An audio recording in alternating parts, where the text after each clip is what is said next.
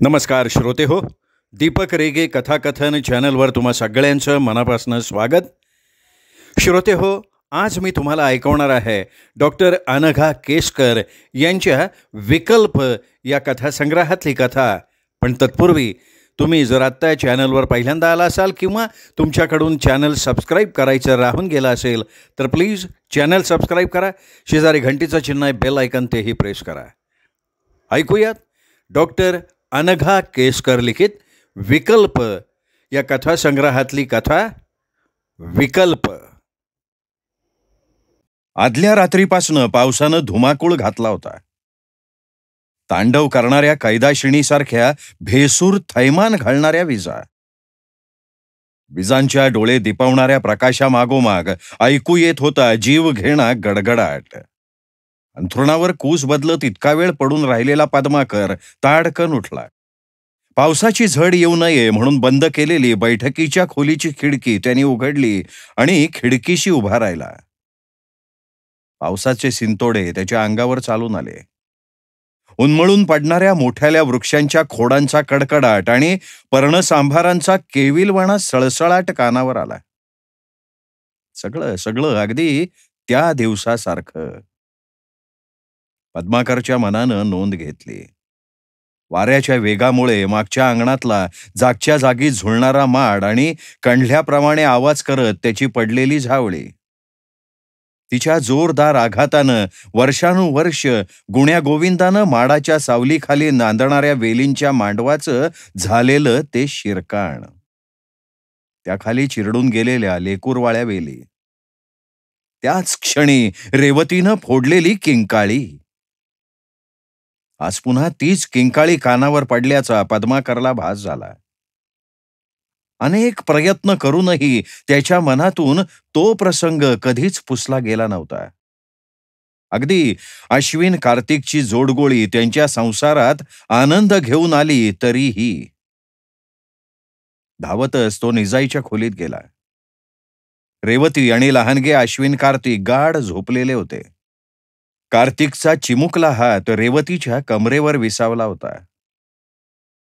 सगळं आलबेलय हे बघून पद्माकरनं सुटकेचा निश्वास टाकला. पण पुढच्याच क्षणी त्याला रेवतीचा संताप आला. ह्या अशा हवेत ही इतकी निवांत झोपूच कशी शकते? तो परत जायला वळाला. इतक्यात रेवतीचा आळसटलेल्या आवाजातला प्रश्न त्याच्या कानावर पडला. किती वाजले तो? काही हवंय का तुम्हाला? अगं 4:30 वाजलेत फक्त.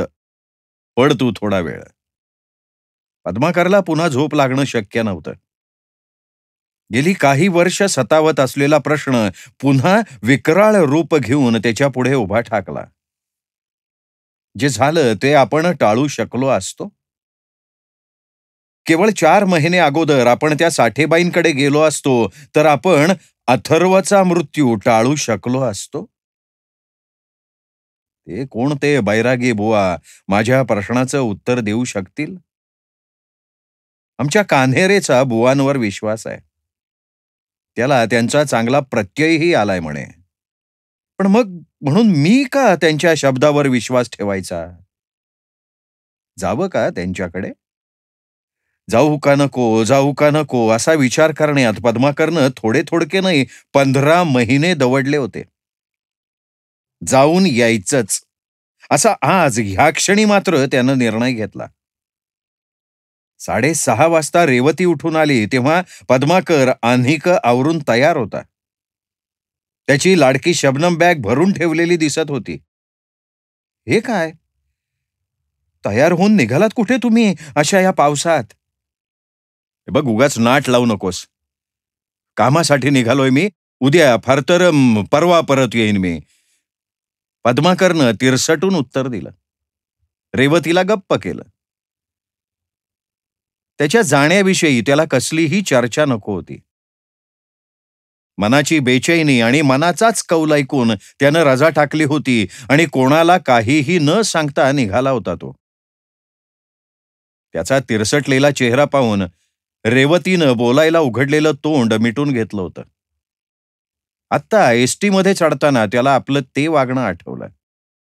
स्वतःच्या शंकांचं समाधान कोणीही करू शकणार नाही हे त्याला घरातून निघताना समजलं होतं. तरीही तरीही तो भारल्यासारखा कांदेगावसारख्या गावंढ्या गावाकडे निघाला होता, नाईलाज झाल्यासारखा. प्रवास तसा फारसा लांबचा नव्हता, पण आडवाटेचा होता. कांदेगाव नावाचं गाव महाराष्ट्रात आहे, हे सुद्धा कान्हेरेंनी सांगेपर्यंत पद्माकरला माहिती नव्हतं. डोंगर रांगांच्या कुशीत निवांत विसावलेलं ते गाव कुणाच्या फारसं खिसगणतीत सुद्धा नसेल, असं पद्माकरला वाटलं होतं. पण कांदेगावला बऱ्यापैकी वर्दळ असावी, असं एसटीचं तिकीट काढताना त्याला जाणवलं. आपल्यासारखा शहरी माणूस एकाएकी तिकडे निघालाय, ह्याविषयी तिकीट खिडकीवरच्या माणसाला कुतूहल वाटलेलं किंवा विस्मय झालेला त्याला दिसलाच नाही. 4 तासांच्या खडखडणाऱ्या बस प्रवासानंतर त्याचा स्टॉप आल्याचं सांगून कंडक्टरनं त्याला जागं केलं. "साहेब, तुम्ही लगी परतणार म्हणताय म्हणून सांगतो बरं का तुम्हाला. 5 तासांनी आहे ना हीच गाडी परत येते बरं का. इथं थांबा झाडाखाली. आणि हा, तुम्ही नाही दिसला तर आम्ही निघून जाणार बरं का. कुणासाठी थांबणार नाही आम्ही. तेव्हा तुम्ही येळेत या. ही गाडी चुकली ना का उद्या संध्याकाळ पत्तूर गाडी भेटायची नाही बरं का तुम्हाला." कंडक्टरनं पद्माकरला मित्रत्वाचा सल्ला दिला. पद्माकरनं मनगटी घड्याळात बघितलं. सकाळचे 11 वाजले होते. त्यांनी मान डोलवली आणि थँक्स असं तो पुटपुटला. गळ्यातली शबनम बॅग सांभाळत तो बसमधनं उतरला. पुण्यातल्या वळीवाचा इथे मागमूसही नव्हता. बसच्या निवाऱ्याखालून उतरल्यानंतर सर्वांगाला भाजणारं रखरखीत ऊन जाणवलं त्याला. धुरळा उडवत जाणाऱ्या एसटीकडे बघत तो काही क्षण तिथेच उभा राहिला. रणरणत ऊन, परकं गाव, अनोळखी रस्ते. एसटीचा 4 तासांचा कच्च्या रस्त्यावरचा प्रवास करून आंबलेलं शरीर आणि अवघडलेली मान. एरवी मुकाट्यानं जागच्या जागी चिपकून बसणाऱ्या पण वाऱ्यानं अस्ताव्यस्त उडालेल्या केसांच्या बाटा. गळ्याला पडलेला शोष, लालसर झालेले डोळे. बायकोनं दिलेली पाण्याची बाटली आपण बरोबर ठेवायला हवी होती, असं त्याच्या मनात आलं. निदान पुण्याच्या एसटी स्टँडवर पाण्याची बाटली आणि बिस्किटचा पुडा तरी घ्यायला हवा होता, असा शहाणा विचार उशिरा का होईना पण सुचला. बसस्टॉप म्हणावा असं तिथं काही नव्हतंच. झुडपाच्या अपुऱ्या सावलीला कंबरड मोडल्यागत उभ्या असलेल्या मोडकळीला आलेल्या पत्र्याच्या खोपट्यात पाण्याचा डेरा ठेवला होता. अॅल्युमिनियमच्या थाळ्यात कांदा भाज्यांची चळत आणि काचेच्या बसक्या कपाटात पावाच्या लाद्या ठेवल्या होत्या. पत्र्याच्या घडीच्या खुर्चीवर पद्माकर बसला. काउंटर पाठच्या मालकाला भजीपावची आणि चहाची ऑर्डर दिली. तो घोटभर गोडमिट्ट दुधाळ चहा आणि पावभाजी खाल्ल्यावर त्याला तकवा आला. गढुळल्या पाण्याचा हबका तोंडावर मारून घेतल्यावर थोडी हुशारीही वाटली. खोपटाच्या सावलीतून तो बाहेर रखरखीत रस्त्यावर आला आणि मुकाट्यानं चालायला लागला. मातीच्या धूळ भरल्या रस्त्यावरनं चालताना पद्माकरच्या पायातल्या 2 पट्ट्यांच्या चपलांचा फटक फटक असा तालबद्ध आवाज येत होता. झाडाखाली बसलेल्या रिकामटेकड्या लोकांच्या गप्पा त्याला बघून काही काळ थांबल्या. 10 डोळे त्याच्यावर रोखले गेले, पण कुणी त्याला आपणहून हटकलं नाही. अधूनमधून येणाऱ्या आगंतुक शहरी माणसांची त्यांच्या नजरेला सवय असावी असं दिसलं. सावलीला टेकलेल्या 2 बकऱ्या त्याच्याकडे निर्बुद्धपणे पाहत रवंथ करत राहिल्या. त्याच्या ऑफिसमधल्या कान्हेरेंनी सांगितलेल्या बैरागी बुवांच्या शोधात तो निघाला. त्यांनी सांगितलेल्या खाणाखुणा आठवत आणि पडताळत एसटी स्टँडवरून डावीकडे वळून पिंपळाच्या पारानंतर वाळलेल्या गवतामधून सरळ जाणाऱ्या पायवाटेनं तो काही अंतर गेला. तो रस्ता पुढे कोरड्या पडलेल्या नदीच्या पात्राच्या दिशेनं गेला होता. लालबुंद फळं अंगावर वागवणाऱ्या फड्या निवडुंगाच्या अलीकडे गावाच्या खाणाखुणा पुसट होत गेल्या. त्या खुणा मागे टाकून पद्माकरनं दूरवर पाहिलं. मंदिराचा सोनेरी कळस आणि त्यावरची उन्हाच्या माऱ्यानं किंचित विटलेली भगवी पताका. त्या मागच छोटंसं विटांचं बांधकाम. कान्हेरेंनी सांगितलेला हाच तो बैरागी बुवांचा मठ त्याच्या मनानं ग्वाही दिली. आता त्याची पावलं झपाझपा पडायला लागली. कोणताही बुवा किंवा महाराज आपलं कुठल्याही प्रकारे समाधान करू शकणार नाही हे त्याला पक्क माहिती होतं. तरीही वेडं मन आणि चुकार पावलं, नाठाळपणं आधी त्या गावंड्या गावाकडे आणि नंतर बुवांच्या मठीकडे वळली होती. मनाला दुसरा कोणताही दिलासा मिळण्याची आशा खुंटल्यामुळे. गेली अनेक वर्ष सतावत असलेल्या आपल्या आयुष्यातल्या नियतीच्या दुष्टाव्याचं स्पष्टीकरण शोधण्यासाठी. जर तरच्या खेळाचा कंटाळा येऊन गेल्यामुळे. मनातला शंका दूर करून एकदाचा काय तो सोक्षमोक्ष लावावा या विचारानं तो कालभैरवाच्या मंदिरामागच्या मठाच्या फाटकातून आत शिरला. पायातल्या 2 पट्ट्याच्या धूळ भरल्या चपला त्यानं मठाच्या दाराबाहेर काढल्या. दारात ठेवलेल्या जुनाट तरटाच्या तुकड्यावर पावलं झटकली आणि तो आत शिरला. सावलीच्या शीतलतेनं तनमन क्षणभर सुखावलं खरं, पण प्रखर उजेडातून आल्यामुळे त्याच्या डोळ्यांना 2 क्षण काही दिसेच ना. आत कुणाची चाहूलही लागली नाही. ढणढणत्या दिवसा उजेडीही त्या मठात मात्र अपुऱ्या खिडक्यातून मळकट प्रकाश झिरपत होता. धुपाचा वास आणि धूर तिथल्या कुंद धुसरतेत आणि गूढतेत भर घालत होता. त्या वासातच दडलेला अति पिकल्या केळ्यांचा वास पद्माकरच्या नाकाला जाणवला. क्षण 2 क्षणात त्याचे डोळे तिथल्या अंधाराला सरावले आणि त्याच्या डोळ्यांपुढे एक एक गोष्ट साकारायला लागली. 12x15च्या खोली समोरच्या भिंतीकडे पाठ करून मृगाजिनावर एक साधूबुवा डोळे मिटून बसले होते. ज्यांना शोधत आपण इथवर आलोय ते हेच बैरागी बुवा असं त्याच्या बुद्धीनं त्याला सांगितलं. खोलीच्या निळसर भिंतीवर कसल्या कसल्या तसबिरी टांगल्या होत्या. त्यातले साधू पुरुष पद्माकरनं कधी पाहिलेलेच नव्हते. तसा विचार केला ना तर पद्माकरनं कोणत्याच बुवा बाबांच्या फोटोंकडे आजवर निरखून पाहिलंच नव्हतं.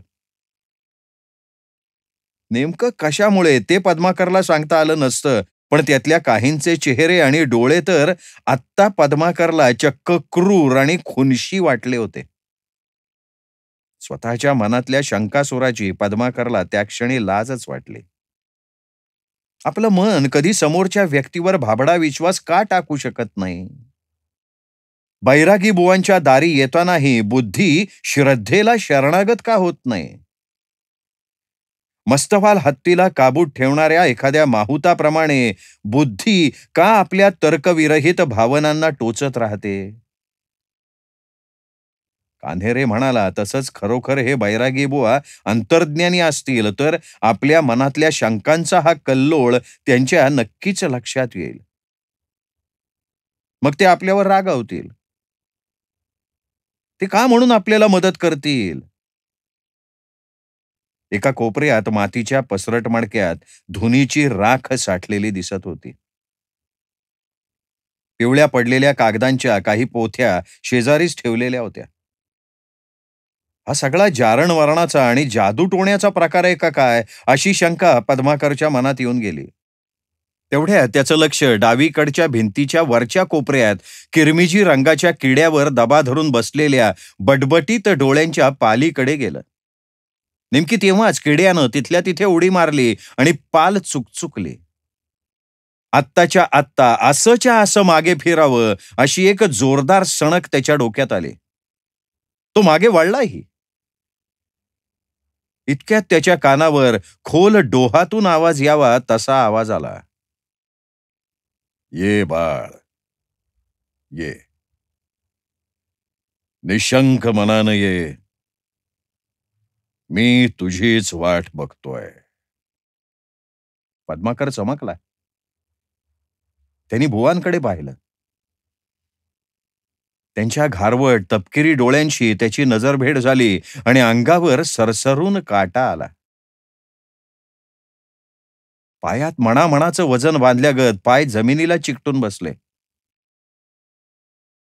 आता आपल्यासाठी परतीचे दोर कापले गेलेत अशी एक भीतीदायक भावना त्याच्या मनात उद्भवली. आता पायांना कंप सुटला आणि छातीची धडधड आतोनात वाढली. असहाय्यपणे त्यांनी आजूबाजूला पाहिलं. पण त्या दोघांखेरीज तिथे कोणी चिटपाखरू सुद्धा नव्हतं. मनाचे अँटेना पुन्हा फिसकारून उभे राहिले. भर दिवसा इथे कोणीच कसं नाही? का नाही? कोणत्या मोहजालात आपण अडकत चाललो आहोत? आपल्याला काही दगाफटका झाला तर आपण कुठे आहोत हे सुद्धा कोणालाही ठाऊक नाही. त्यांनी असहाय्यपणे बैरागी बुवांच्याकडे पाहिलं. इतक्यात त्याच्या मागच्या बाजूला दार करकरल्यासारखा आवाज आला. त्याच्या अंगावर पुन्हा सरसरून काटा आला. अभावितपणे त्यांनी मागे वळून बघितलं, पण तिथे कोणीच दिसलं नाही. पण दार मात्र बंद होताना दिसलं. पद्माकरच्या छातीतली धडधड आता आणखीनच वाढली. आपल्याला कोणीतरी कोंडून घातलंय का काय? घाबरू नकोस. माझ्या आदेशावरून विठून दरवाजा बंद केलाय. आपल्याला एकांत मिळावा म्हणून. बैरागी बुवा धीर गंभीर आवाजात म्हणाले. त्यांच्या आवाजात समुद्राच्या गाजेसारखी मनावर जादू करणारी एक अनामिक लय होती. मी तुमच्याकडे येणार आहे. माझं तुमच्याकडे काम आहे हे तुम्हाला कसं कळालं? पद्माकरनं चाचरत विचारलं. बैरागी बुवांनी उत्तर नाही दिलं. फक्त मंद स्मित केलं, गूढस, आश्वासक सुद्धा. लहान मुलाच्या अबोध बाळबोध प्रश्नाला प्रौढानं हसावं ना तसं. मठाच्या छताकडे तर्जनी करून ते म्हणाले, सगळं तो करवतो, आपण तसं वागतो. बोल, तुला जे बोलायचंय ते बोल, निसंकोचपणे बोल. पण त्याआधी या पेल्यातलं दूध पी. ही 2 केळी खा. थकलायस तू. थोडं खाल्लंस की बरं वाटेल तुला. बैरागी बुवांच्या शेजारी बुटक्या मेजावर स्टीलच्या लखलखीत फुलपात्रात दूध झाकून ठेवलं होतं. ते त्यांनी पद्माकर समोर धरलं. वेताच्या रोळीमधली केळी त्याच्या समोर सरकवली. पुन्हा शंका. दुधातून काही गुंगीचं औषध पाजलं जाणार नाही ना? मनावर कब्जा करणारी एखादी जडीबुटी मिसळली असेल का दुधात? पद्माकरचं घुटमळणं बैरागी बुवांच्या नजरेतून निसटलं नाही. स्मित करून ते म्हणाले, इतकी शंकेखोर वृत्ती बरी नव्हे बाळा. अतिशंकांनी मनाला क्षीण येतो आणि शरीर सुद्धा मरगळून जातं. घे, दूध घे. या दुधात फक्त थोडा मध घातलाय तुझ्या तनामनाचा थकवा शमावा म्हणून. त्यानंतर तू निश्चिंतपणे माझ्याशी चर्चा कर, म्हणजे तुला हवा असलेला दिलासा मिळेल. त्याच क्षणी बाहेरच्या बाजूला वळचणीला बसलेल्या कुठल्याशा पक्ष्याच्या पंखांची फडफड ऐकू आली. पद्माकरानं मनातले सगळे विकल्प बाजूला सारले. विश्वासाच्या डोहात बेदरकारपणे स्वतःला झोकून द्यायचं ठरवलं आणि दुधाचा पेला तोंडाला लावला. दुधाला कसल्याशा अत्तराचा सूक्ष्म गंध होता. कदाचित उदबत्तीचा असेल. त्या दुधाची चव त्याला ओळखीची वाटली. त्यांनी मनाला किंचित ताण दिला. लहानपणी देवघरात आजोबांच्या मांडीवर बसून खाल्लेल्या देवाच्या पूजेतल्या पंचामृताची चव त्याला आठवली. माझी कहाणी खूप मोठी आहे. तुमच्याकडून मला नेमकं काय हवंय हे सुद्धा मला माहित नाही. कुठून आणि कशी सुरुवात करावी हेही समजत नाहीये मला. खूप दुरून आलायस. संभाषण संपवायची मला घाई नाही. वाटल्यास तू इथे मुक्काम कर. बोल. नाही, कुठून सुरुवात करावी आणि कसं सांगावं मला नाही कळत आहे. सुरुवातीपासून सगळं काही सांग. बुवा, एक गोष्ट पहिल्यांदा कबूल करतो. माझा ज्योतिषशास्त्रावर, भविष्यावर जराही विश्वास नाही. ग्रहतारे आपल्या आयुष्यातल्या घटना ठरवतात हे सुद्धा मला मान्य नाही. आणि तरीही मी त्याविषयी तुमच्याशी बोलणार आहे. आणि तेवढ्याचसाठी मी तुम्हाला भेटायला आलोय. उत्तरादाखल बैरागी बुवा मंद हसले. बुवा, तुम्ही का हसलात? पद्माकरनं अतिशय नम्रपणे विचारलं. नाही, माझ्या मनात आलं.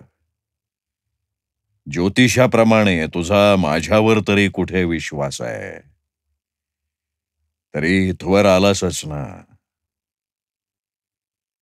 बुवांपासून आपलं साशंक मन मुळी सुद्धा लपलेलं नाही हे बघून पद्माकर खजील झाला. तुम्हाला तुम्हाला राग नाही का आला माझा? नाही, नाही, मला कीव आली. छोट्या छोट्या गोष्टींसाठी एखाद्या माणसानं किती मनस्ताप करून घ्यायचा. अरे, आपल्या मनातल्या प्रत्येक प्रश्नाला आणि शंकेला आपल्याला समजेलसं, पटेलसं उत्तर नसतं.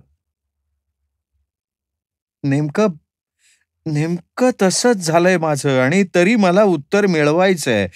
म्हणून आलोय मी तुमच्याकडे. गेली कित्येक वर्ष मला एका प्रश्नानं सतावलंय म्हणून आलोय. तुम्हाला भृगु संहिता हा प्रकार माहिती असेलच ना? हम्म. बोल. मी ज्या गावात राहतो तिथे साठे आडनावाच्या एका बाईंकडे भृगु संहितेची काही पानं आहेत असं माझ्या एका दोस्ताला कळलं होतं. त्यांना भेटायला जायचं मला काहीच कारण नव्हतं. मी नास्तिक असाच माझ्या मित्रांना माहिती आणि मला त्याचा रास्ता अभिमान वाटायचा.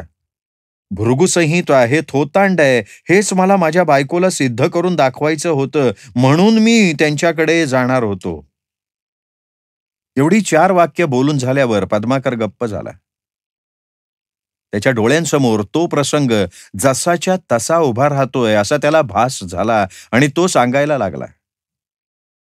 10 वर्षांपूर्वीची गोष्ट. त्यावेळी पद्माकरच्या अंगात तारुण्याची मस्ती आणि रग होती. गर्वाकडे झुकणारा स्वकर्तृत्वाचा अभिमान होता. वयपरत्वे येणारा बेफिकीरपणा होता. तेव्हा पावे तो आयुष्यात त्याला कडू घोट गिळायला लागलेले नव्हते. 4 चौघांसारखं सरळ रेषेतलं आयुष्य चालू होतं.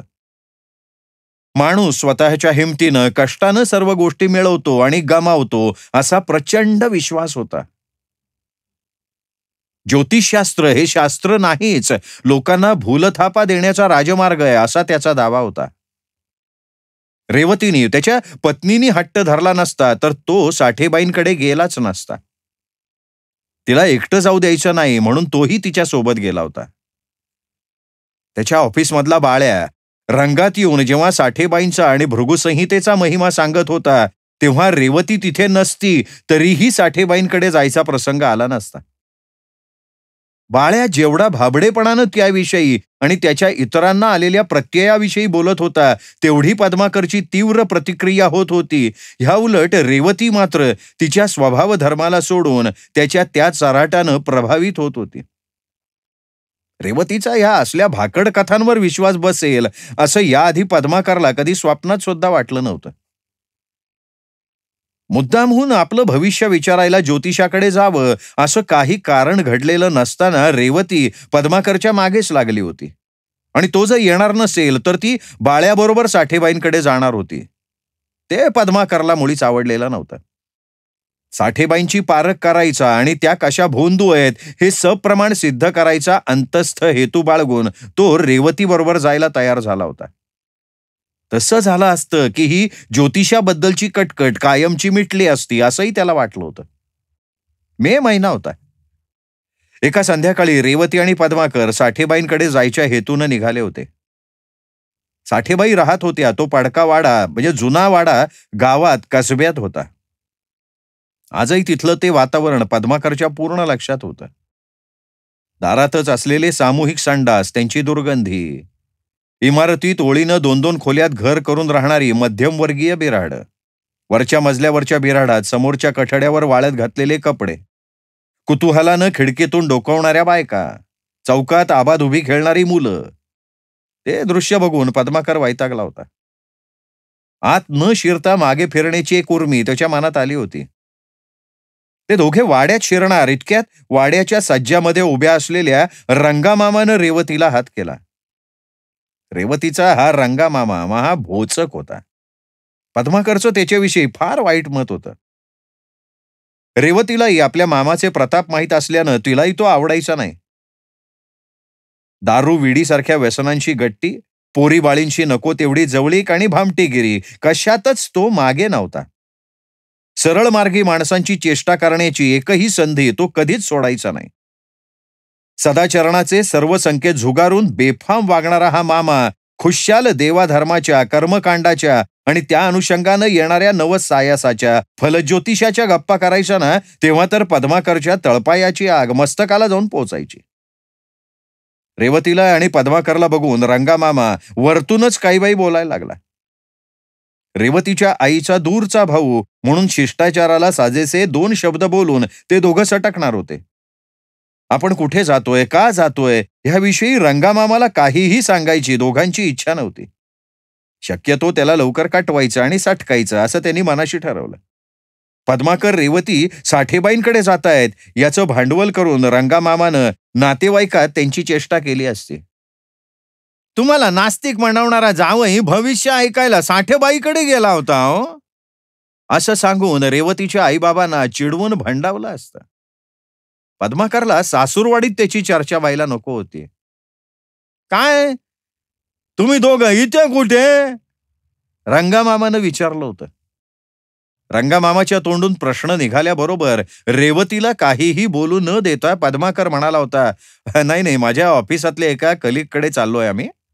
एक महत्वाचा निरोप द्यायचा आहे त्याला. जरा गडबडीत होत आम्ही, प्लीज, म्हणजे तुम्ही रागवू नका, पण आता आमच्यापाशी बोलायला खरंच वेळ नाहीये. पद्माकरनं नेत्रपल्लवी करून गोंधळून गेलेल्या रेवतीला गप्प बसवलं.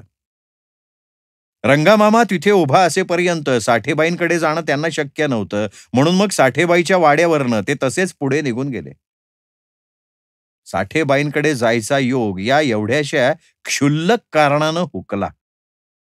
पुन्हा तो योग इतक्यात येणार नव्हता याची दोघांनाही अजिबात कल्पना नव्हती.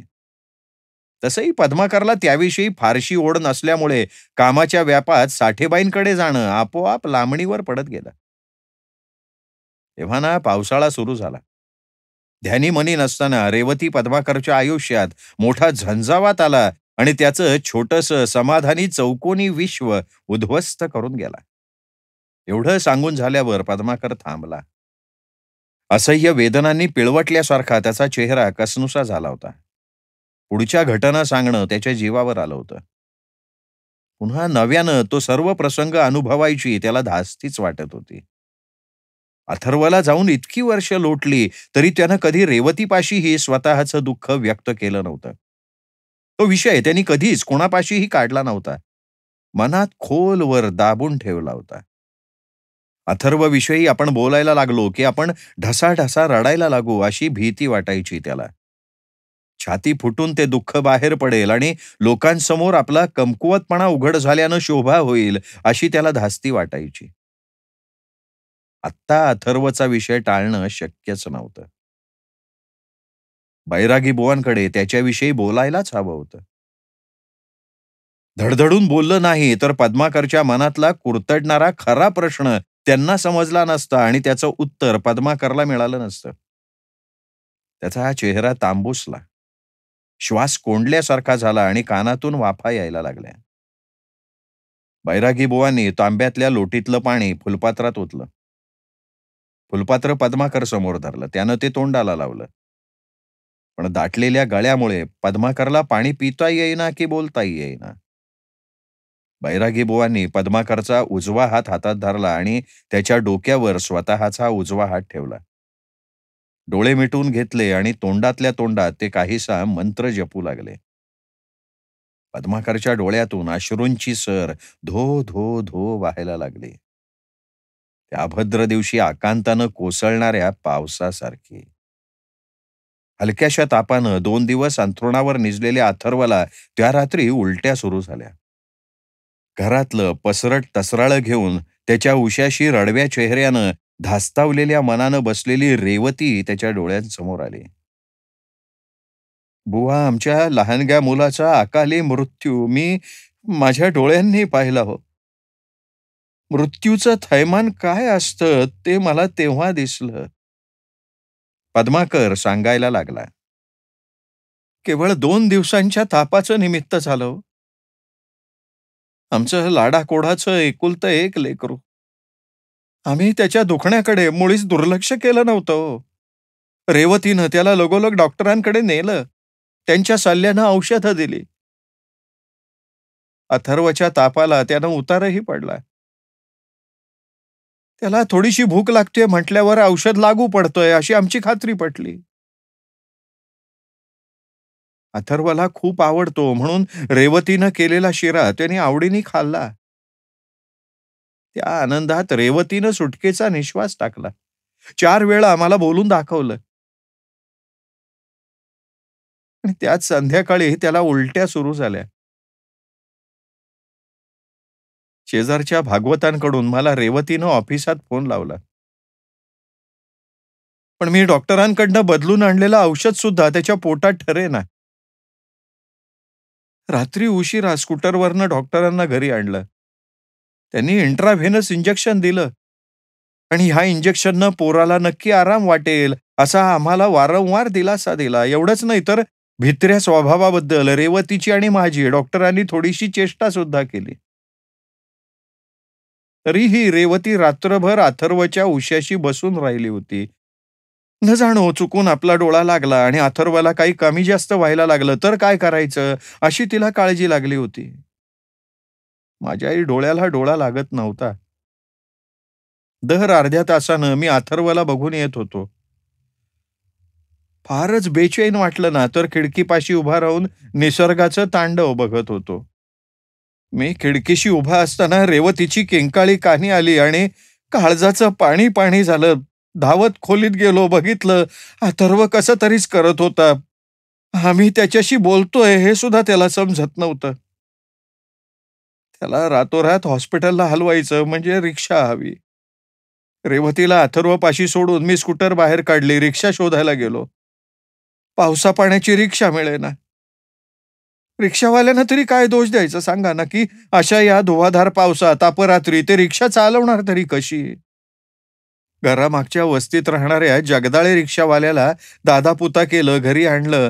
घरात होते नव्हते तेवढे पैसे पाकिटात घालून कसंबसं शालीत लपेटलेल्या अथर्वला उचललं आणि आमच्या घराजवळच्या नावाजलेल्या हेर हॉस्पिटलमध्ये आम्ही नेलं त्याला.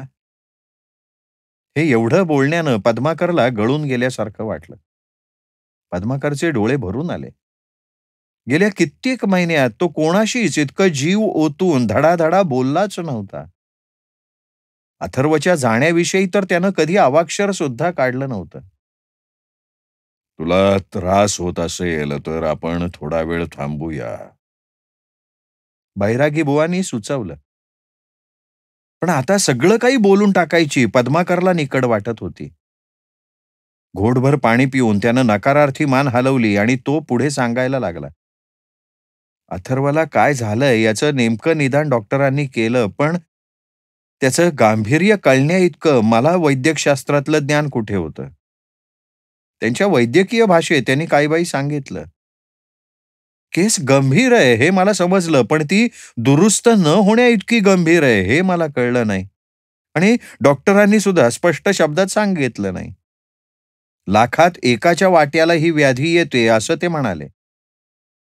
त्यांची देहबोली आणि सावध भाषा जे सुचवत होती त्यावर विश्वासायची मला भीती वाटली. एकीकडे मनातल्या कुशंकांशी मी झगडत होतो, दुसरीकडे औषधं इंजेक्शन आणत होतो आणि रेवतीला धीर देत होतो. वैद्यकीय ज्ञान इतकं पुढे गेलंय, सर्व व्याधींवर उपाय निघालेत, त्यामुळे कसंही करून डॉक्टर खेर आपल्या अथर्वला वाचवणार अशी मला खात्री वाटत होती. कदाचित तसं मी स्वतःला सारखं पटवत सुद्धा असेन. रेवतीकडे पाहायची तिला वास्तवाची जाणीव करून द्यायची मला भीती वाटत होती. अशा वेळी पापभिरू माणसांचा जो खुळचट, भाबडा युक्तिवाद असतो, तो तिनं स्वतःच्या आणि माझ्या समाधानासाठी बोलून दाखवला. आपण कधी कोणाचं वाईट नाही केलं, चिंतलं नाही, त्यामुळे आपलं काहीही वाईट होणार नाही, असं ती मला आणि स्वतःला पटवत राहिली. मला तिचा रागही येत होता आणि कीव सुद्धा वाटत होती.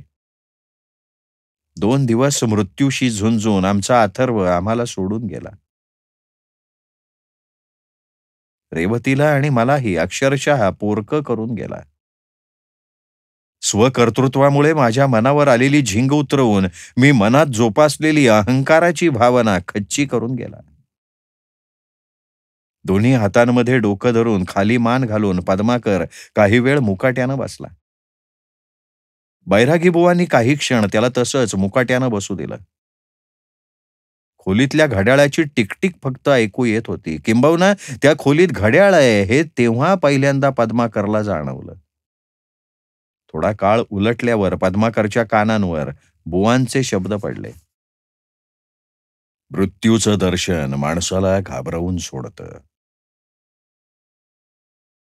प्रिय व्यक्तीचा अकाली मृत्यू सहन करणं मोठ्या मोठ्या संत महंतांनाही जमत नाही हे लक्षात घे. आणि आपण तर सर्वसामान्य पामर. हे बोलताना त्यांचे डोळे सात्विक तेजानं निथळत होते. पद्माकर बरोबर बैरागी बुवांनी स्वतःलाही सर्वसामान्यांच्या पंक्तीत नेऊन बसवलं होतं. पद्माकरच्या मनाला ते जाऊन भिडलं. बुवांकडे एक कृतज्ञ दृष्टिक्षेप टाकून त्यानं त्याच्या विचारांना वाट करून दिली. आपण केलेली कृत्य आणि आपल्या वाट्याला येऊ घातलेले भोग यांचा संबंध नसतो हे सत्य आम्हाला उमगायचं होतं. त्यामधले कार्यकारण भाव शोधण्यात काही अर्थ नसतो हे आम्हाला माहिती नव्हतं. चुकतोयस, चुकतोयस तू. माणसाच्या आयुष्यात घडलेल्या घटनांमध्ये कार्यकारण भाव नसतात असं नाही, पण ते आपल्याला ज्ञात नसतात.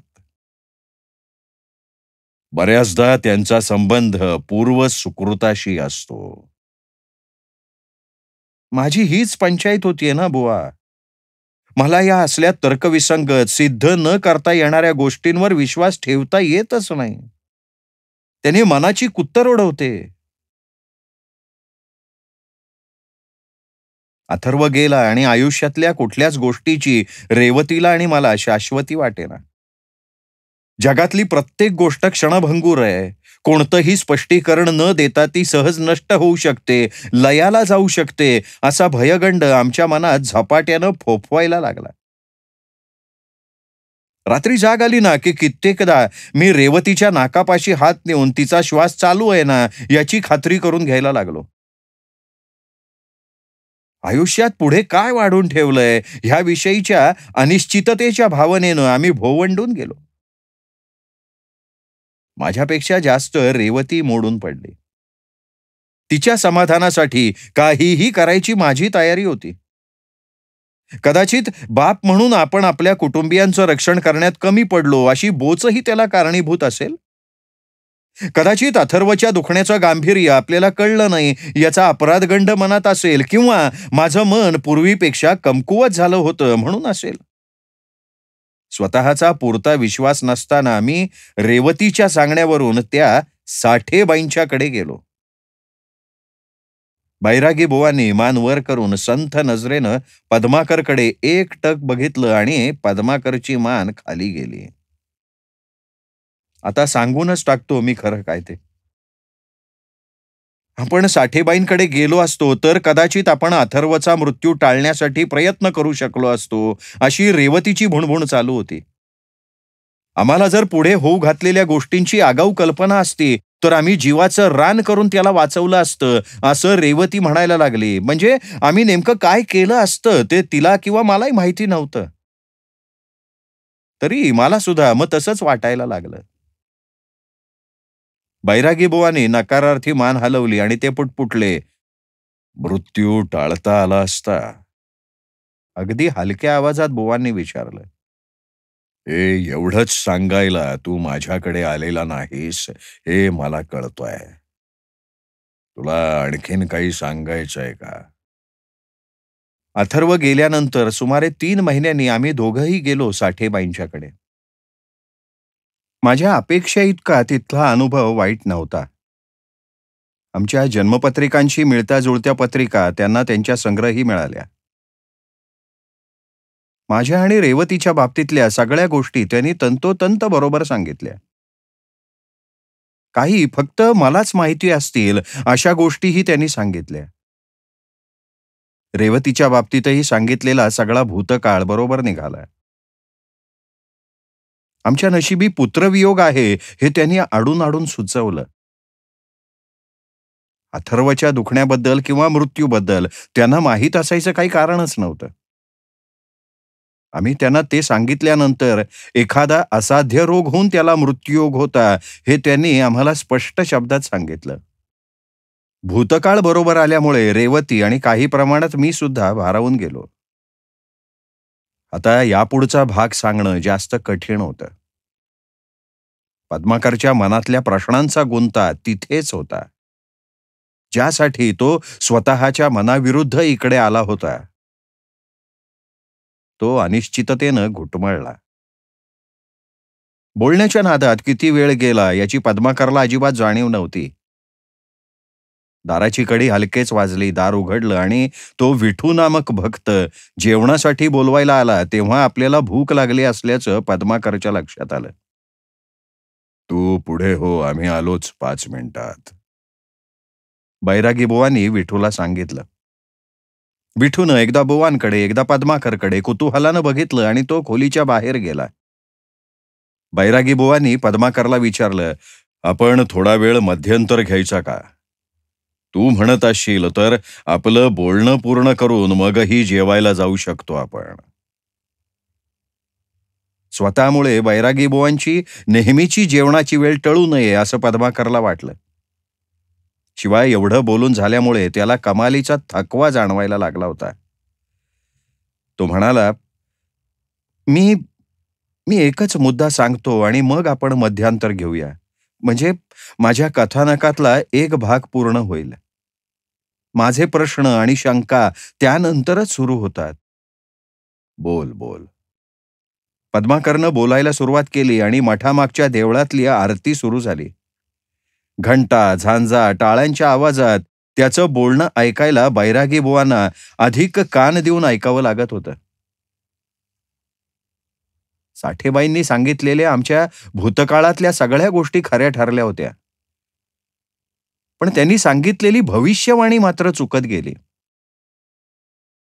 आम्हाला एक मुलगा आणि एक मुलगी होणार आहे असं भविष्य त्यांनी वर्तवलं होतं. ती मुलं कशी दिसतील, वागायला कशी असतील, काय शिकतील याचं वर्णनही त्यांनी सांगितलं होतं. पण आम्हाला 2 मुलगेच झाले.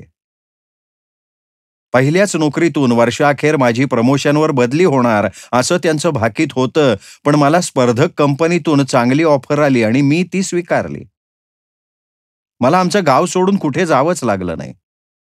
माझ्या वयाच्या 65 पर्यंत माझ्या डोक्यावर मातापित्याचं छत्र असेल हा त्यांचा होरा सुद्धा चुकला. छोटासा आजार होऊन आई गेली आणि तिच्या पाठोपाठ वडील सुद्धा गेल्या वर्षी गेले. एकामागोमाग एक असे अनुभव मला येत गेले. इकडे रेवतीच्या बाबतीत वर्तवलेल्या भाकिताप्रमाणे सुद्धा काही घडलं नाही. तिची दोन्ही बाळंतपणं सुखरूप पार पडली, त्यात कुठलीही अडचण आली नाही. आणि मग मी बेचैन होत गेलो. मनात शंका कुशंका यायला लागल्या, पण त्याविषयी आपण नंतर बोलूया. माझी पार्श्वभूमी आता मी स्पष्ट केली आहे. ठीक आहे, ठीक आहे. इतर लोक बाहेर भोजनासाठी खोळंबले असतील. आपणही आता भोजनासाठी जाऊ. बैरागी बुवांच्या बरोबर पद्माकर मठाच्या आतल्या भागात गेला. बाहेरून तो मठ पद्माकरला जेवढा लहान वाटला होता तसा तो खरा नव्हता. 2 ओसऱ्या आणि छोटंसं स्वयंपाकघर होतं आणि त्याच्या मागे मोकळं अंगण होतं.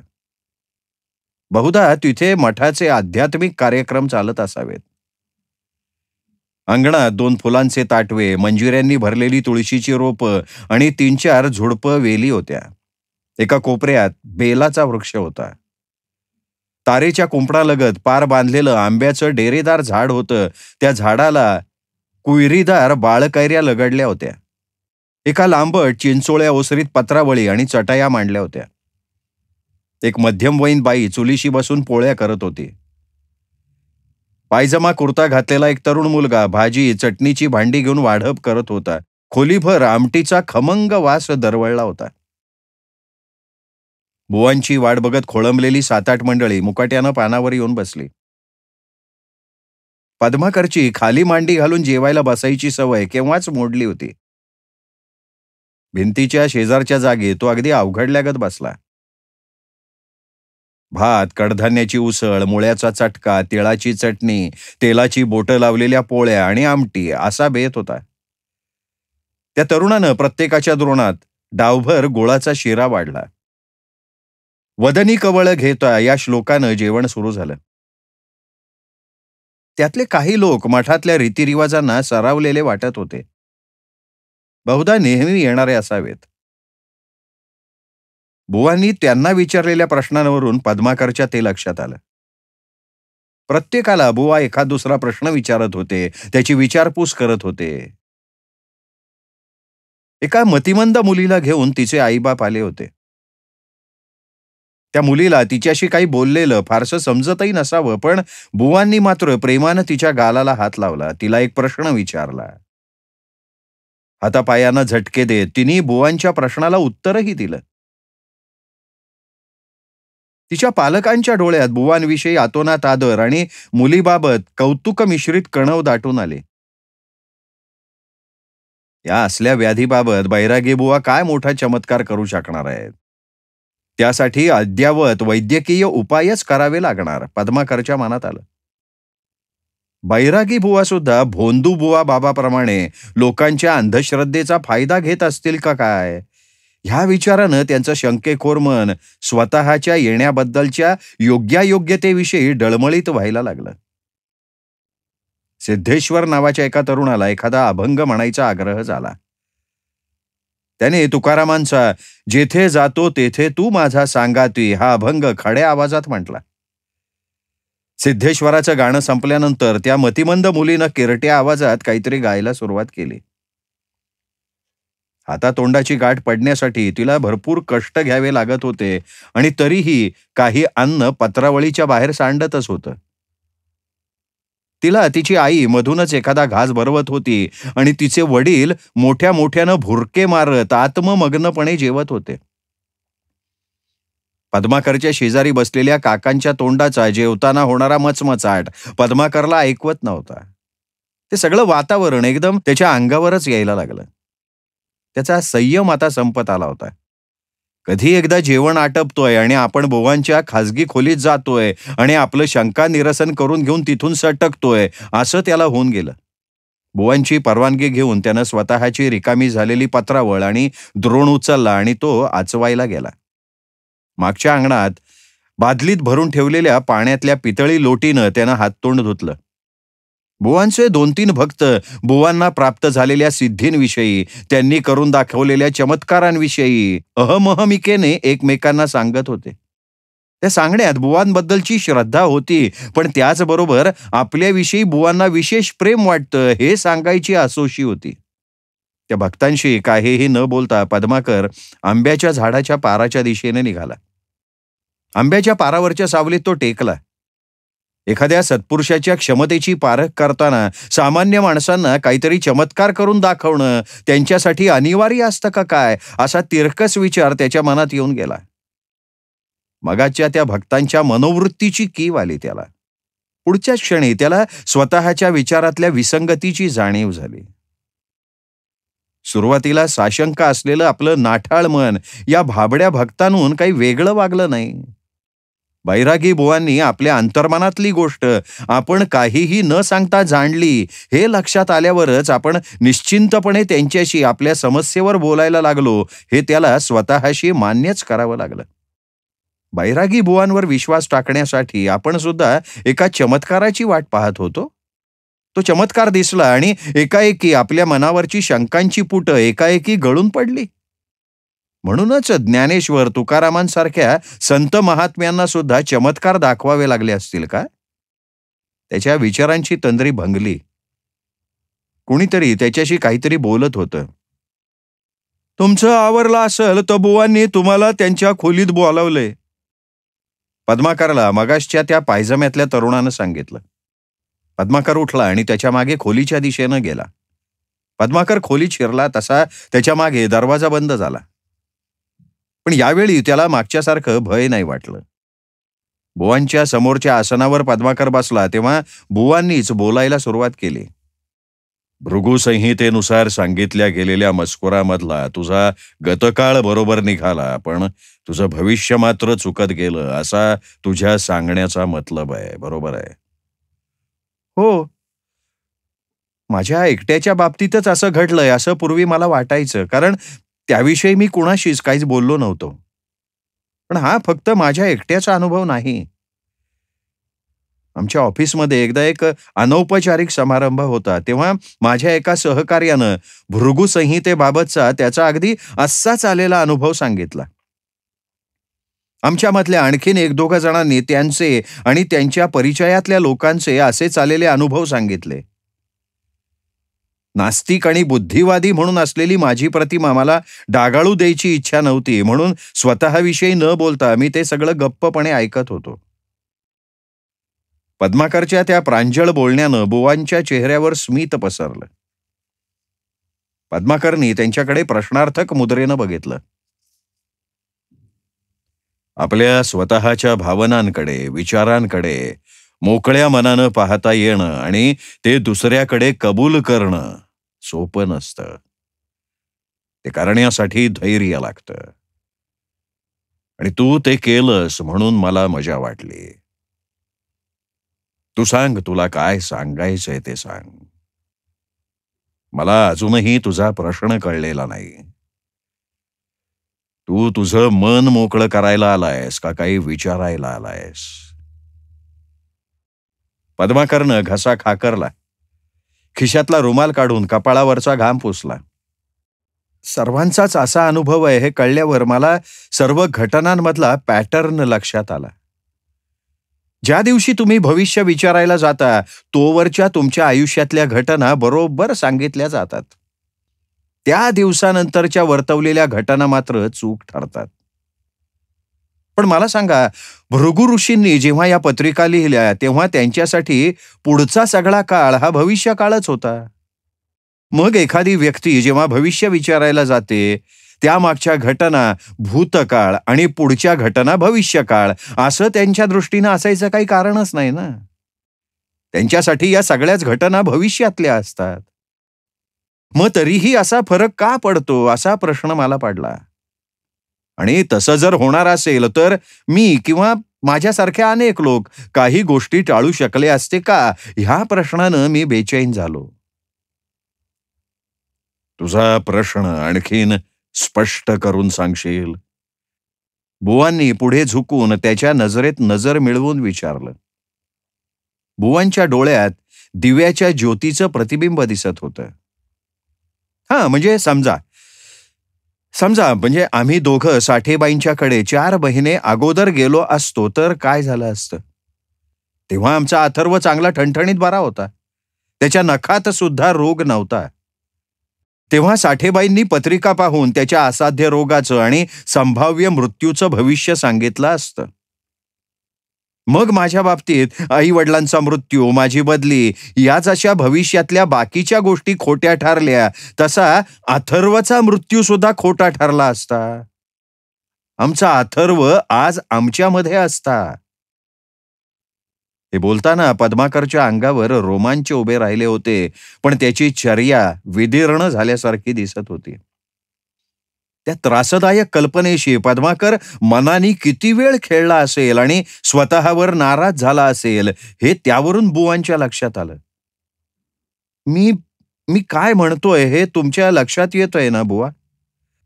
ज्या दिवशी रेवतीच्या हट्टामुळे पहिल्यांदा आम्ही साठेबाईंच्याकडे जायला निघालो होतो, तेव्हा जर तो रंगामामा भेटला नसता तर आम्ही आत गेलो असतो. मग त्यांनी आम्हाला आमचं तेच भविष्य सांगितलं असतं. पण फरक असा की तेव्हा अथर्वचं दुखणं हे आमच्यासाठी भविष्य ठरलं असतं आणि म्हणून ते खरं झालं नसतं. रंगामामामुळे अथर्व गेला की माझ्या अहंकारामुळे मी आत गेलो नाही, म्हणून माझ्या वाट्याला हे पुत्रवियोगाचं दुःख आलं. फक्त एका साध्या कृतीनं आम्ही ते टाळू शकलो असतो. त्या दिवशी आम्ही आत गेलो असतो ना, तर अथर्व वाचला असता. मला तुझं दुःख समजतंय. तुझ्या मनाची घालमेल सुद्धा मला कळतीये. बुवा, मग माझ्या क्षणभराच्या अहंकाराला एवढी मोठी शिक्षा मिळणं बरोबर आहे का? नाही. पण इथे तू काहीतरी गृहीत धरतोयस ना, ती बरोबर असतील असं नाही, हे लक्षात घे. कोणती गृहीत? अथर्वचा मृत्यू ही तुझ्या अहंकाराला देवानं दिलेली शिक्षा आहे, हे तुझं पहिलं गृहीत आहे. देव बिव न मानणाऱ्या तू या शिक्षेच्या कल्पनेमध्ये स्वतःला बुडवून घेतलायस. एखाद्यानं भविष्य विचारल्यापासूनच्या दिवसापुढच्या काळातल्या सगळ्या घटना चुकतात, हे तुझं दुसरं मोठं गृहीत आहे. ज्या नास्तिकतेचा पद्माकरला छुपा अभिमान होता, त्याच्या उच्चारानं पद्माकर आता खजील झाला. कारण त्याच्या स्वतःच्या विचारातल्या विसंगती बुवा त्यातून उघड करून दाखवत होते. तरीही पद्माकर थोड्या आढ्यतेनं म्हणाला, मला आलेला प्रत्येकाला आलेला आहे. माझं हे गृहीत अनुभवाधिष्ठित आहे, ही फॅन्टसी नाहीये. बुवांनी पुन्हा स्मित केलं आणि विचारलं, अशा किती लोकांशी तू बोललायस? तुझ्या शास्त्रीय भाषेत बोलायचं झालं तर तुझं सॅम्पल किती मोठं आहे. कॉज अँड इफेक्ट, कार्य कारण भाव, ते प्रस्थापित करण्याइतकं ते मोठं आहे का? बुवांच्या प्रश्नानं पद्माकर विचारात पडला, पण तसंच रेटून बोलला, मला भेटलेल्या प्रत्येकाचा तो अनुभव आहे. जवळपास 10-12 लोकांचा हाच अनुभव मला माहिती आहे. भृगु ऋषींनी किती पत्रिका मांडल्या होत्या याचा अंदाज आहे तुला? तिन्ही त्रिकाळात प्रत्येक व्यक्तीला लागू पडेल अशी 1 पत्रिका त्यांनी लिहिली होती असं म्हटलं जातं. काहीतरी प्रतिवाद करण्यासाठी पद्माकरनं तोंड उघडलं, पण बुवांनी उजवा हात वर करून त्याला गप्प राहायला सांगितलं. ते पुढे म्हणाले, ती अतिशयोक्ती आहे, त्याला पुरावा नाही असं म्हणशील तू. पण त्यावरून त्या 10हून पुष्कळ जास्त आहेत हे तरी निदान मान्य करायलाच हवं. कोणतंही ठोस अनुमान काढायला पुरेसा डेटा तुझ्याजवळ नाहीये. तुझं सॅम्पलही पुरेसं मोठं नाहीये, हे तुला मान्य करावंच लागेल. म्हणजेच अमक्या वेळेला भृगुसंहिता पाहिली असती तर अमुक एक गोष्ट टाळता आली असती, या हायपोथेसिसला अर्थच उरत नाही. तो सिद्ध करणं तर लांबचीच गोष्ट आहे. त्यामुळे स्वतःच्या हातून न घडलेल्या गुन्ह्यासाठी स्वतःला शिक्षा करून घेत राहणं मुळीच शहाणपणाचं नाही. बैरागी बुवा आपल्याशी असं काही बोलतील, शास्त्रीय परिभाषा वापरतील, याची पद्माकरला मुळीसुद्धा अपेक्षा नव्हती. पण मग पद्माकरनं अर्ध्यातच स्वतःचं बोलणं थांबवलं. हे झालं तुला तुझ्या प्रश्नाचं नक्की पटेलचं उत्तर. आता मला पटणारं उत्तरही मी तुला सांगतो. म्हणजे तुम्हाला हे आधीचं उत्तर पटलेलं नाही का? कुठल्याही समस्येसाठी वेगवेगळ्या लोकांसाठी अशी वेगवेगळी उत्तरं संभवतात का?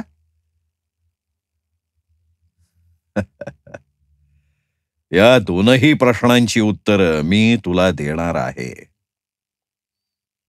मानवी बुद्धीला विश्वातल्या प्रत्येक घटनेचं स्पष्टीकरण मिळवता येत नाही.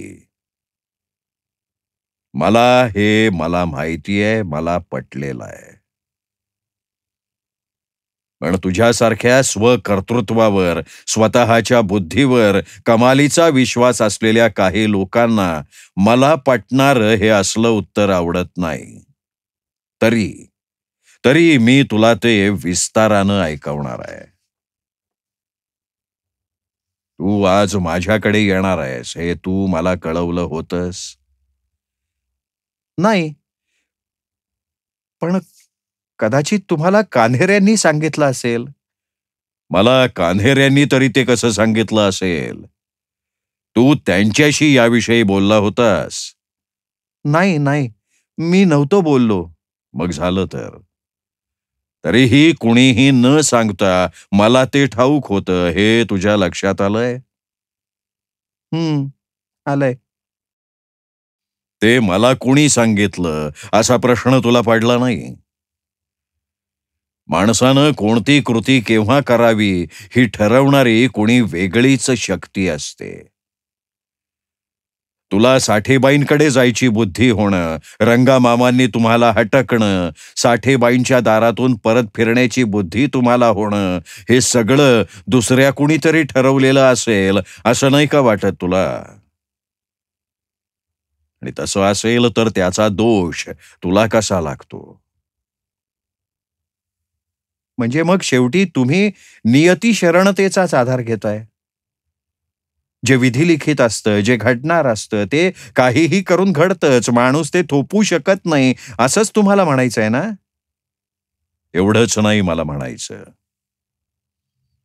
जे आपण थोपवू शकलो असं माणसाला वाटतं ना, तेही त्यानं थोपवलेलं नसतं. तेही दुसऱ्याच कोणीतरी थोपवलेलं असतं, पण आपल्याला कळत नाही ते. असं मी सांगायला बघतोय. आपण निमित्त व्हावं हे सुद्धा वेगळ्याच शक्तीनं ठरवलेलं असतं. तुझा भृगुसंहितेवर विश्वास नाही, पण तरीही त्यातून सांगितलेलं भविष्य हमखास खोटं होतं ह्यावर मात्र तुझा विश्वास बसतो. तुझा देवावर विश्वास नाही, पण त्यानं शिक्षा केलीये यावर मात्र तू अडून राहिलायस. हे कितपत तर्कसंगत आहे? बैरागी बुवांचे हे शब्द गाभाऱ्यात बराच वेळ घुमणाऱ्या घंटेच्या धीरगंभीर नादाप्रमाणे पद्माकरच्या मनात निनादत राहिले. तनामनावर त्याची गुंगी आल्याचा भास त्याला झाला. आपल्यासारख्या बुद्धिवादी म्हणवणाऱ्या माणसाच्या विचारातली तर्कविसंगती बुवांसारख्या माणसानं अचूक दाखवलेली बघून पद्माकर क्षणभर गप्प झाला. तुझ्या थिअरीप्रमाणे समजा तू 4 महिने अगोदर साठेबाईंच्याकडे गेला असतास, तरीही तीच पत्रिका तुझी म्हणून त्यांनी काढली असती यावर तुझा विश्वास आहे. मी तर असं म्हणेन की तेव्हा त्यांना तीच पत्रिका मिळालीही नसती. तुझ्या पत्रिकेशी मिळती जुळती पण वेगळीच अशी पत्रिका मिळाली असती की ज्यात अथर्वच्या गंडांतराचा उल्लेखही सापडला नसता आणि अथर्वचा मृत्यू ठरल्याप्रमाणे ठरल्या दिवशी झाला असता. तर्कच करायचे ठरवले तर काहीही करता येतात रे. त्याने घडणारी गोष्ट टळत नाही ना. स्वतःच्या मनाशी आपण मांडलेली थेअरीच चुकीची असल्यामुळे त्यातून निघणारे निष्कर्ष चुकीचे आहेत हे ऐकून पद्माकरला सुटल्यासारखं वाटलं. पुष्कळ दिवसांनी शांत शांत वाटलं त्याला. अथर्व गेल्यानंतर रेवती त्याला म्हणाली होती, आपण जर त्या दिवशी साठेबाईंकडे गेलो असतो तर आपण अथर्वला वाचवण्याचा प्रयत्न केला असता. पद्माकरला तिच्या त्या बोलण्याचा सुरुवातीला राग आला होता. तिचं विधान किती बिनबुडाचं आहे हे त्यानं तिच्या गळी उतरवण्याचा प्रयत्नही केला होता. रेवतीच्या युक्तिवादावर त्याचा विश्वास नव्हता, पण भृगुसंहितेच्या भविष्य कथनात बरेचदा विसंगती असते हे ऐकल्यापासून त्याच्या मनानं त्याला सतवायला सुरुवात केली होती. रेवतीपाशीही त्यानं ते कबूल केलेलं नव्हतं.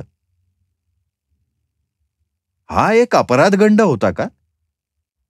बुवांच्या बोलण्यामुळे त्या गंडावर मलमपट्टी झालीये का?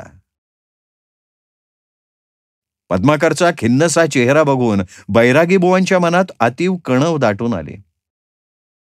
माणसं उलट सुलट विचार करून स्वतःचे प्रश्न स्वतःच का वाढवत राहतात? ईश्वरी शक्तीवर विसंबून का स्थिरचित्त होऊ शकत नाहीत? मानवी दुःख पाहून त्यांच्या मनात अनेकदा येणारे हे प्रश्न आत्ताही प्रकर्षानं त्यांच्या मनात उभे राहिले. पद्माकराच्या डोक्यावर पुन्हा एकदा त्यांनी थोपटलं. आपल्या उजव्या हाताचा पंजा काही काळ बुवांनी पद्माकरच्या माथ्यावर तसाच राहू दिला. पद्माकरला स्वतःच्या टाळूच्या आत सूक्ष्म कंपन झाल्यागत काही अबोध संवेदना जाणवायला लागल्या. मला वाटतं स्वतः न केलेल्या पातकाबद्दल शिक्षा तुझी तू स्वतःला करून घेतोयस. स्वतःला क्षमा कर. आत्मपरीक्षण करताना इतकं निष्ठुर व्हायची गरज नाही. मगाशी टाळूमध्ये जाणवणारी कंपनं आता पद्माकरच्या पाठीच्या मेरुदंडावरून हळूहळू सरकत गेली. घोगऱ्या आवाजात तो म्हणाला, मला काय होतंय हे कळत नाही आणि सांगताही येत नाहीये. पण जे काही होतंय ते आल्हाददायक वाटतंय. मनःपूर्वक धन्यवाद. आता मी तुझ्या दुसऱ्या प्रश्नाचं उत्तर देतो. एकाच प्रश्नासाठी वेगवेगळ्या माणसांसाठी वेगवेगळी उत्तरं असतात. कारण प्रत्येकाला कळणारी भाषा वेगवेगळी असते. कानडी माणसाशी तू मराठीत किंवा इंग्रजीत बोलून उपयोग नसतो. त्याच्याशी बोलताना कानडी भाषाच वापरायला लागते ना, तसंच आहे हे. मघाशी तू छोट्या केतकीला आणि तिच्या आई वडिलांना पाहिलंस. त्यांच्या प्रश्नांची उत्तरं देताना मला त्यांची भाषा समजून घ्यावी लागते. मतिमंद मुलगी बरी व्हावी ही त्यांची इच्छा आहे. त्यावर उपाय करायलाच हवेत हे त्यांना कळतंय. तरीही दर पौर्णिमेला ते तिला घेऊन माझ्याकडे येतात. मी काहीतरी चमत्कार करेन आणि तिला बरं करेन अशी आशा वाटते त्यांना. मी चमत्कारानं वास्तव बदलू शकणार नाही हे मला माहितीये. पण कदाचित त्यांची जिद्द आणि केतकीचा आत्मविश्वास मी वाढवू शकेन. कदाचित त्याच्या जोरावर केतकी सुधारेल. तुझ्याशी मी जसा तर्कसंगत युक्तिवाद केला तसा त्यांच्याशी करून चालणार नाही. इतर बाबा बुवांप्रमाणे बैरागी बुवा सुद्धा या मठात भोंदूगिरी करून अंधश्रद्धाळू लोकांना नाडतात की काय अशी मगाशी मनात उद्भवलेली शंका पद्माकरला आत्ता या बोलण्यामुळे आठवली. आपल्या अंतर्मनातला तो अनुच्चारित गोंधळ सुद्धा बुवांना समजला का काय अशा शंकेनं त्यांनी बुवांकडे बघितलं. पण बुवांनी तो विषय तिथेच संपवला. आणखीन काही प्रश्न बाकी असले तर आपण त्याच्यावर उद्या चर्चा करू. काही गावकरी मला भेटायला येणार आहेत. तुला पाहिजे असेल तर तूही थांब. तुझी परतीची बस एव्हाना निघून गेली असेल, त्यामुळे तुला आता इथे मुक्काम करावा लागणार आहे. आपल्या या संवादाविषयी तुलाही थोडं चिंतन करायला सवड मिळेल. उद्या सकाळी 11 वाजेपर्यंतचा वेळ आपल्या हातात आहे. माझी अनेक आणि जपजाप्य असतं, पण तरीही मला थोडा वेळ काढता येईल. बाहेरच्या बाजूला चाललेली माणसांची वर्दळ आतल्या बुवांच्या खोलीतही ऐकायला येत होती. पद्माकरनं पहिल्यांदाच बुवांच्या पायांना स्पर्श करून नमस्कार केला. स्वतःचं मन आता स्वच्छ निर्विकल्प झाल्यासारखं पद्माकरला वाटत होतं, पण खात्री नव्हती. बुवांशी अधिक काही बोलण्यापूर्वी त्याला स्वतःशी संवाद करायला निवांत वेळ हवा होता. मठाच्या रामरागाड्यात तशी उसंत पद्माकरला मिळणार नव्हती. माणसांच्या गर्दीतून वाट काढत तो फाटका बाहेर पडला. अंगणातल्या वाफ्याच्या मोगऱ्याच्या वेलीवर अर्धवट उमलत असलेल्या कळ्यांचा परिमल आसमंतात पसरायला लागला होता. अंगणात नुकत्याच मारलेल्या सड्यामुळे हलका मृदगंध त्यात मिसळला होता. रस्त्यावरच्या झाडांच्या सावल्या आता लांबल्या होत्या. दुपारी रणरणत असलेला सूर्याचा ताप आता जाणवत नव्हता. मावळतीवर सुंदर तांबडं केशरी सूर्यबिंब आल्हाददायक वाटत होतं. निळ्या पिवळ्या आकाशात बगळ्यांच्या माळा शिस्तबद्ध संचलन केल्यासारख्या पण निवांतपणे तरंगत होत्या. मोकळ्या रानावरून येणारी वाऱ्याची झुळूक अंगाला सुखवत होती. पारावरच्या शिळोप्याच्या गप्पांना ऊत आला होता. रिकाम्या नदीच्या पात्रात खणलेल्या हाळातून उरलं सुरलं पाणी काढण्यासाठी पोरीबाळींचा एक गट कमरेवर कळशा घेऊन रमत गमत हसत खिदळत निघालेला होता.